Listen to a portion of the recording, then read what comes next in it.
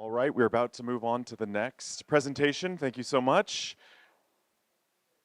If everyone would like to take their seat, here is Dr. Shayna Isaacs and Casey Keenan Joyner. Round of applause.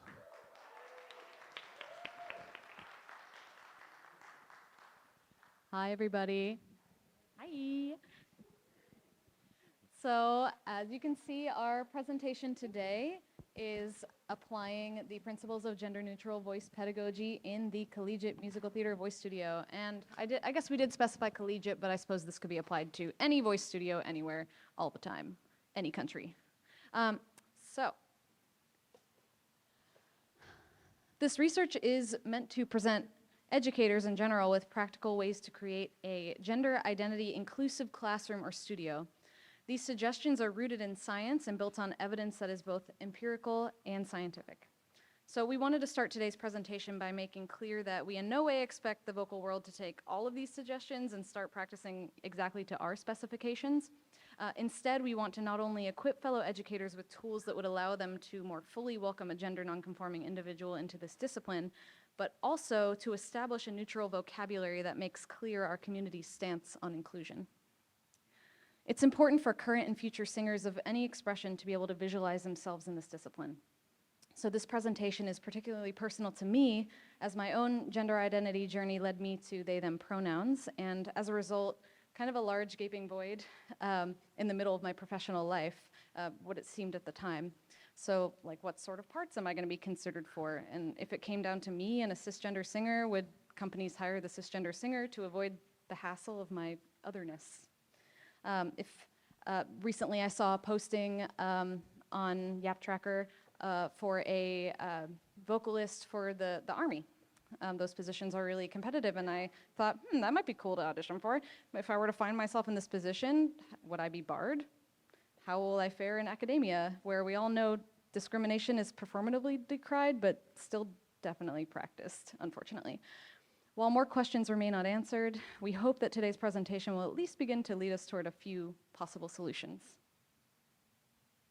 Why is this necessary? So according to a study conducted by the Williams Institute at the University of California, Los Angeles in 2021, 1.2 million Americans identify as non-binary.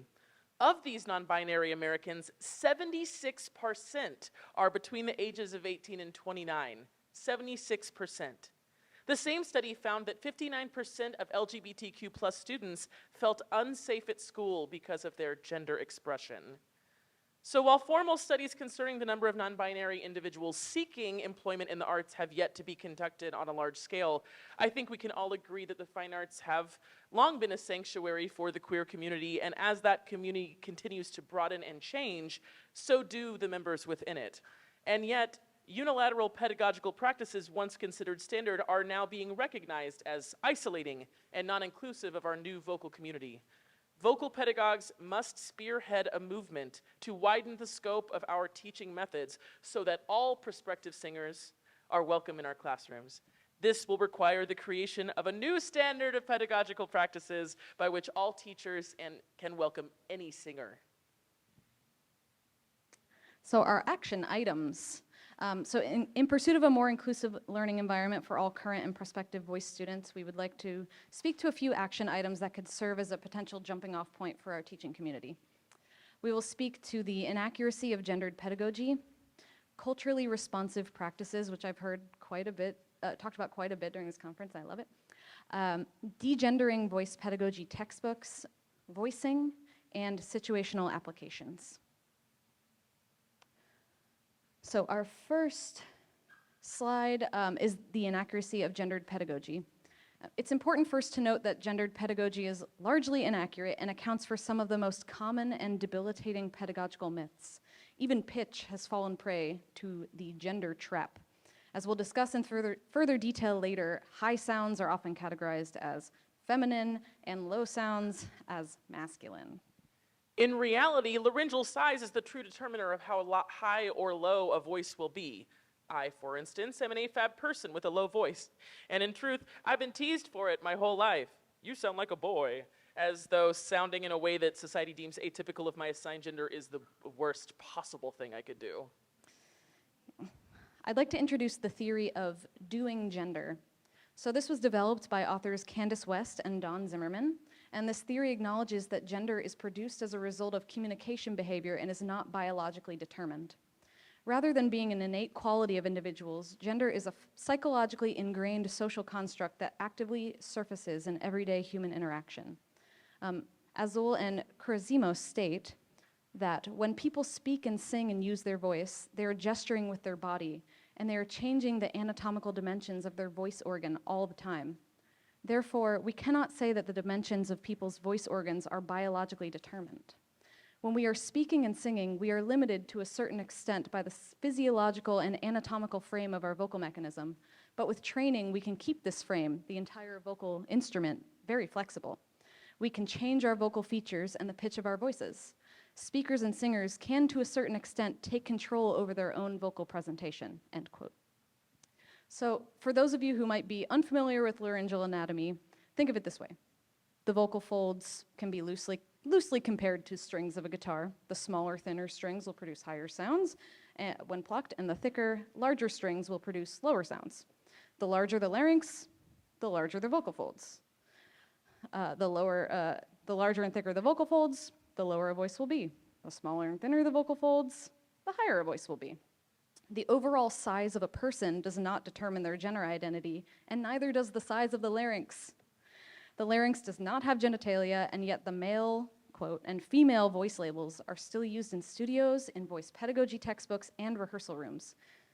We should endeavor to speak about modes of phonation and vocal production in such a way that there is no stigma attached. This is where neutral language is most important. In the 1990s, Gloria Ladson-Billings, who I wish was the queen of the universe, introduced the concept of culturally relevant pedagogy. Dr. Ladson-Billings specifically examined the teaching practices of an elite group of teachers who had, within the framework of an educational study, been recently identified as excellent by both their principals and Black parents. Dr. Ladson-Billings stated that, quote, "All teaching is culturally responsive. The question is, to which culture is it currently oriented?" Dr. Ladson-Billings found that the teachers inside of this excellent category had all developed a model that, quote, not only addressed student achievement, but also helped students to accept and affirm their cultural identity while developing critical perspectives that challenge inequities that schools and other institutions perpetuate, end quote. Dr. Ladson-Billings asserts that there are 4 dimensions of cultural responsiveness in teaching, and all of which are interdependent and cannot function without the others. So the first dimension of cultural responsiveness is called cultural humility. Hook and Watkins stated in their 2015 article in the Journal of American Psychology that, quote, cultural humility involves having an awareness of personal limitations in understanding the cultural background and viewpoints of others, and having an openness to the other with regard to aspects of an individual's or group's cultural background and identity, end quote. True cultural humility requires educators to communicate with their students in a way that involves more than listening and speaking, more listening than speaking. So how does this specific student feel about their voice? What would they like to improve upon? What challenges have they encountered as a gender diverse person within the vocal community? The second dimension of cultural responsiveness is called cultural self-awareness. This is, according to Dr. Ladson-Billings, the ability to engage in critical self-reflection, to deconstruct your own cultural assumptions, and to identify your own cultural values. Though this conversation is often difficult to have, especially within our innermost circles, right? Maybe with a room full of your closest colleagues, academics must acknowledge that our position as professors and educators is inherently one of privilege. With the power of academic titles and honorifics comes a level of responsibility. We must acknowledge this power dynamic as it affects our students and all of the various connotations it comes with before we can truly listen to a student's perspective. Without this cultural self-awareness, a teacher listening to a student is simply waiting for their own turn to speak. The third dimension of cultural responsiveness is called cultural knowledge. Educators are faced with what often feels like an insurmountable task: understanding the perspectives and backgrounds of a wide range of people. The gender nonconforming community is diverse, and no 2 people within it share the exact same perspective. And this is important when understanding the way a gender diverse person might approach their education. Cultural knowledge in this case might depend heavily on knowing a student's background. Where did they grow up? Was their family unit supportive of their gender journey? Did they have allies at school or at work? How are they finding their social circle in college? Who are their friends? What do they do for fun? Any teacher would likely point out that they could answer the majority of these questions as they pertain to any of their students, both gender diverse and cisgender, but we propose that this knowledge is doubly as important when confronting the way that our current society interacts with gender diverse people. Singers are faced with gendered terminology on the daily: male and female voice, men's or women's choir, falsetto. That's its own thing. These words might not carry a specific connotation for a cisgender student, but can feel othering and isolating to a gender nonconforming student.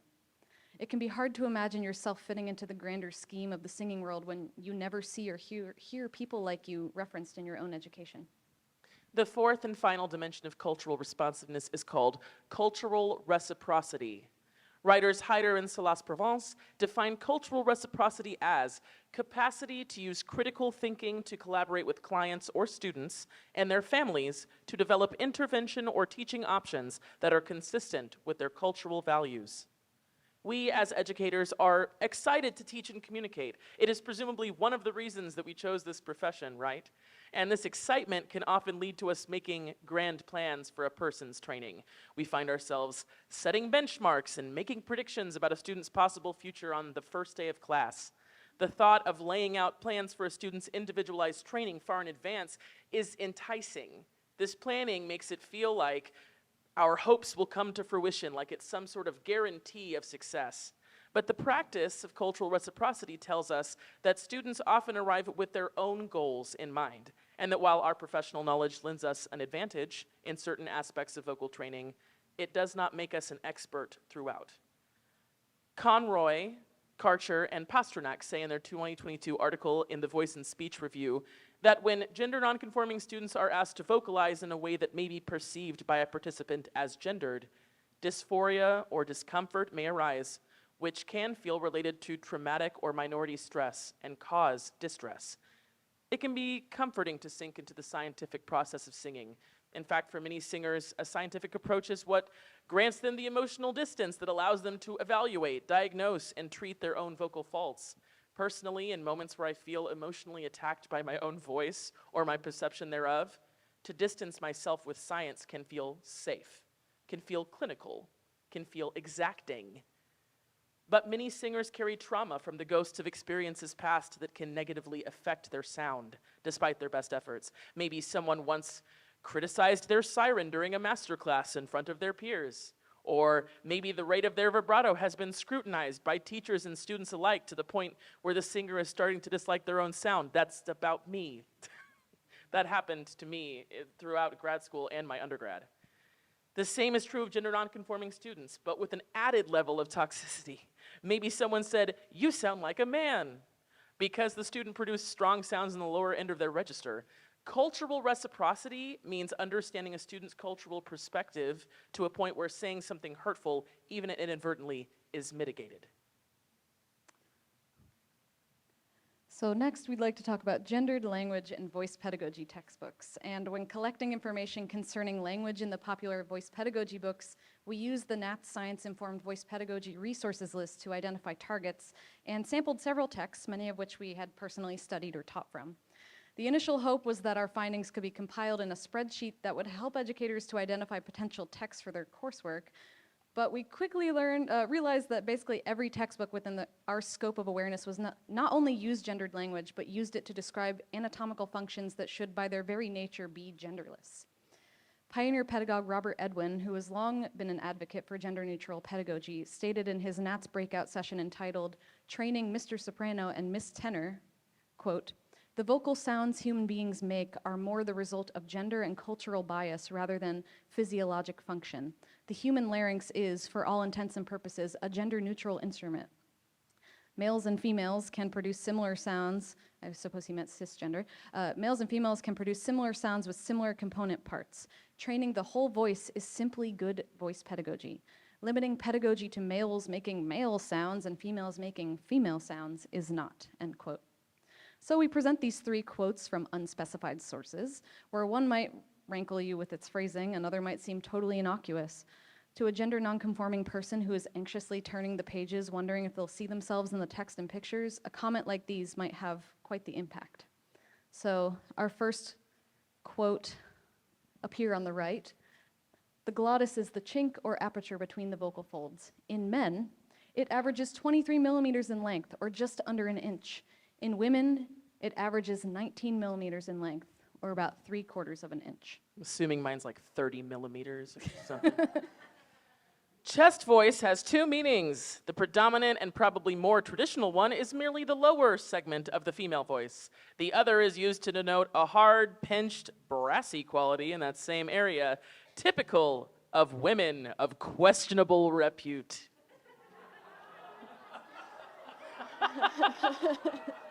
This isn't a really popular text that you have all used, I promise you. But no names. And our last one,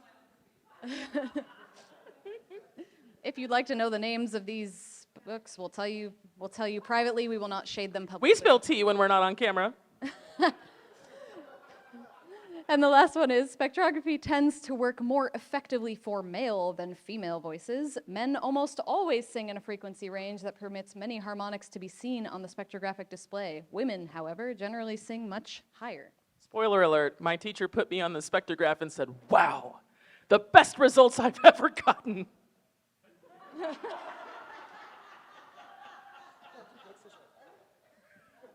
Of course he did. On voicing, it is, of course, impossible to predict what sort of impact a passing comment or situation could have on any given person. While listening to all of these presentations, my mind has been a Rolodex of anything a teacher has ever said to me. I'm 33, I haven't been in school in years, and it's still just playing like a ticker tape in Times Square. But with empirical evidence at our backs, educators can take a better guess than most. In the summer of 2021, what a summer it was, I was music directing a large, dainty 57 community member cast of The Sound of Music in Lubbock, Texas. Art was made, I assure you. The director pulled me aside to inform me that one of the high school singers had confided in him that they were trans femme and still deciding on their pronouns. The singer went on to say that they were very anxious about the ensemble portions of the rehearsal process, particularly the singing. In their words, I don't know what part I sing right now, and I don't know what part I want to sing eventually. Words like soprano and tenor, words that we hear every day and think almost nothing of, can become suddenly fraught when someone is in the process of honing their identity. These words and words like them carry gendered connotations. As Dr. Felix Graham says in their 2018 article, quote, it's also worth considering whether the way we describe timbre or vocal quality is truly neutral as well. When we're teaching, do we speak of CT dominant phonation in terms like sweet, light, pretty, or other words with feminine overtones? Is TA dominant phonation defined by masculine aligned adjectives such as strong, deep, or muscular? Don't describe singing as muscular.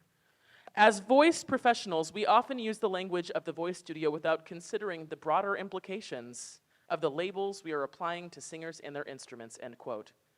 Social gender constructs are very much a part of the way that music education has been formed and presented to the public. So what are some possible solutions? I am the first to admit that I am not a choral technician, but I wanted to make sure that the singer did not feel unduly othered, so I'm digging through my toolbox. What am I going to do? My limited choral toolbox.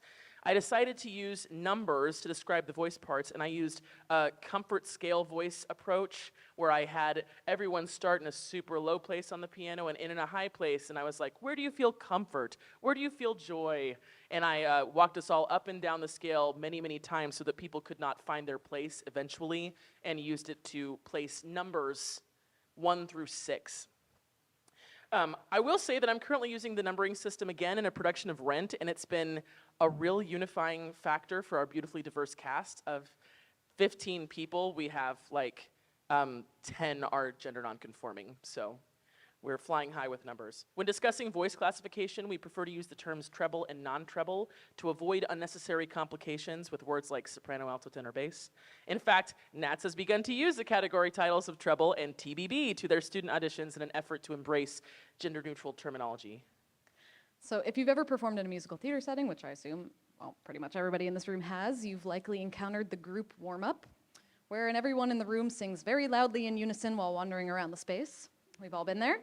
So today is not necessarily the day to debate the efficacy of group vocal warm-ups, but it is appropriate to say, no shade intended, that situations like this are often accompanied by unintentionally gendered terminology. Guys, start down here. Ladies, let's go all the way up. Things like that, etc. So this has a really easy solution. Phrases like drop out if you need to, and feel free to drop down the octave if it's more comfortable are good alternatives. Alternative phrasing is something we encounter in the pedagogical field every few years, and not just when it pertains to DEI. Sometimes scientific discovery leads us to a new, more specific phraseology that can end up clarifying even the most mystical pedagogical topics. A good example of this phenomenon are the suggested replacements for terms like head voice and chest voice, which in and of themselves have shown to be problematic in many cases. That's a whole other dissertation. CT dominant and TA dominant, meaning cricothyroid dominant and thyroid dominant, are the anatomically correct terms for head voice and chest voice, respectively. Ken Bozeman has coined phrases like mode 1 for TA dominant and mode 2 for CT dominant, which my students have been using quite consistently in my studio and has even helped to broaden their understanding of laryngeal anatomy and vocal acoustics. Okay. We are going to move ahead very quickly here. To the whole thing? Oh, okay. The students AMD. Oh, I think it's still in this slide. Okay. Great. We're just cutting a little bit to get to a part that we really like. Is it this? Aha, yes. So we wanted to talk about, we wanted to give you 2 example students so that we could talk our way through like a sample opening lesson with a person who might be gender nonconforming who approaches you about lessons. So say that you have 2 students, student A and student B. So we're gonna start with student A. Student A uses they, she pronouns. They do not feel as though their singing voice interferes with their gender journey or disaffirms them. They are looking to continue their vocal education with someone who will be respectful of their journey, their pronouns, and their experience. Student A is trans femme and has disclosed to me of their own volition that they have been undergoing estrogen-based hormone therapy for a little over a year. The student was AMAB, or assigned male at birth, and because their transition took place post-puberty, their vocal mechanism has already undergone the physical changes associated with the majority of cisgender men. As I'm sure you're already aware, these physical changes are irreversible, even with estrogen-based hormone therapy. Wanted to add a little tag here. There is such a thing as vocal feminization surgery, but there is not yet a lot of scientific research on the long-term effects or how it will affect your singing voice. This student sings in a baritone range and has expressed to me that they do not experience any dysphoria continuing to sing repertoire written for their vocal range. So with this information, which maybe we would give in a meeting before their first voice lesson or during, we can decide on how best to proceed. So because the student's comfortable in their baritone range, I would vocalize them as I would vocalize any low-voiced singer. Many non-treble voices in MT have the tendency to overpressurize into the top of the range, whether it's above the staff for tenors or approaching E's, F's, G's for baritones. I found it to be extremely helpful in these situations to approach this with a top-down method. So to begin outside of the modal voice in what we have come to know as falsetto, don't get me started, that word's very problematic, but we're sort of looking for an alternative as we go forward. That's a story for another day.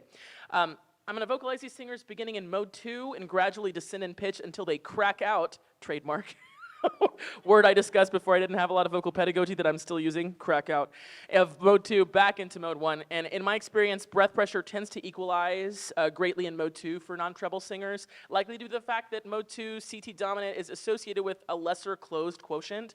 So the amount of time in the vibrational cycle of the vocal folds where they stay closed is lesser. And then in mode 1, TA dominant has a greater closed quotient. So in periods of longer vocal fold pressure, breath pressure in closure, breath pressure increases comparatively. Let's go to student B. Great. So student B goes by they/them pronouns. They're unhappy with the way their singing voice currently sounds. Their range is what we would classify as a mezzo or belter, and they have expressed to me that they only want to sing low in their range as they feel dysphoria singing in mode 2 and above the treble staff. So this is a difficult situation for a voice teacher to be in, because on one hand, we don't want to ask anything of a student, especially in a one-on-one setting that would make them uncomfortable. And on the other hand, we as voice teachers know how important it is for each student in our studio to be able to sing throughout their complete range with ease. So after the student provides me with this information, I feel that the most effective way to proceed would be the following. Of course, there are many ways that would be effective in this situation, but here's one of many. So in order for the student to feel comfortable, it's best to begin by producing sounds that they feel most comfortable making, especially for the first few lessons while you get to know each other. So after you've established a rapport with the student, they begin to feel comfortable in your studio, you can then begin a conversation about vocal flexibility. So part of this discussion revolves around the student's goals, and it's really important to note that if a student has approached you because they're looking forward to a professional career in musical theater, then you owe them a professional opinion.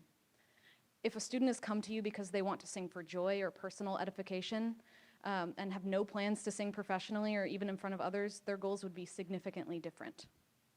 So for the sake of this example, we're assuming that student B wants to pursue a professional career in musical theater.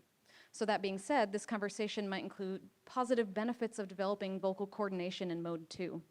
So for a mezzo belter who wishes to sing musical theater professionally, the mixed belt is paramount to vocal longevity. This conversation should be approached from a purely factual and logical standpoint and should not contain any discussion of vocal aesthetics. And assuming student B was receptive to this conversation, then we can proceed thoughtfully. So our suggestion would not be to attempt to vocalize the student to the very top of the stratosphere on the first day of exploring the new mode of phonation, but to add a few notes at a time, maybe in the range of a third or a fourth.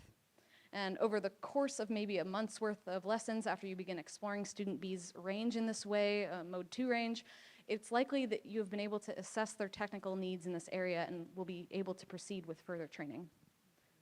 Yeah. And one personal note for that, this is the conclusion of our presentation. One note is that if a student offers information on their hormone therapy journey, that's excellent. It is not something that we should ask about. That is private medical information between them and their doctor. It is a medical procedure. So if they offer, great. If not, so be it. Oh, 2 seconds. So at the end of the day, our job as voice teachers is to provide our students with the tools they need to be as autonomous as possible. So being able to structure their own vocal practice and assess their own voice are invaluable skills for professional singers. As a closing moment, I wanted to offer to you that I didn't come out as gay until I was 22. I came out to Dr. Angela Mariani, who was my medieval history teacher at Texas Tech University in dusty Lubbock, Texas. I was on the stairs of the auditorium and I said, Dr. Mariani, I think I'm a little gay. And she said, you can be a little gay or a lot gay, baby. I love you no matter what. Then I wouldn't come out again until I was 27.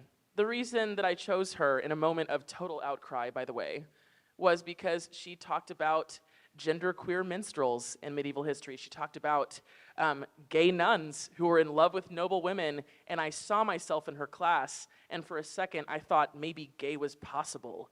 I was just over here being scared and brought up as a Christian and thinking it wasn't possible. Maybe I could just fit myself into a straight life. I chose her because she brought these things up in class. It is very possible that if you bring these things up in class, you will be chosen. Chosen, adopted by a queer kid, which is honestly the best possible feeling on earth. And we owe them the professionalism and the science of acceptance. It's not just a heart thing, it is scientific. We owe them that acceptance. So thank you guys so much. Thank you.